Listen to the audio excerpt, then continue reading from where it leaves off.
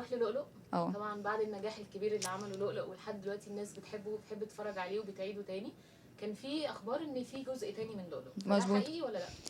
هو كان في اخبار فعلا، والشركه المنتجه كان في اقتراح ان احنا نعمل لؤلؤ 2، بس احنا لسه بندرس الورق يتحمل ان احنا نعمل جزء تاني ولا لا.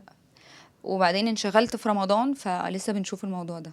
يعني انت عندك استعداد تعملي جزء تاني بس يكون يعني الورق اللي جاي لك؟ انا لؤلؤ من اكتر المسلسلات اللي بحبها في حياتي، فلو الورق قوي او اقوى كمان من الجزء الاولاني هيتعمل، لو اقل لا اكيد لا. طيب عايزين نعرف لو في حاجه تاني دراما بتجهزي لها الفتره دي؟ انا عندي كذا فيلم، عندي افلام نازله، عندي فيلم بضع ساعات في يوم ما، وعندي فيلم تحت تهديد السلاح، وعندي فيلم بنات رزق ان شاء الله هنبدا تصويره قريب، وفي فيلم كمان كده بنجهز له.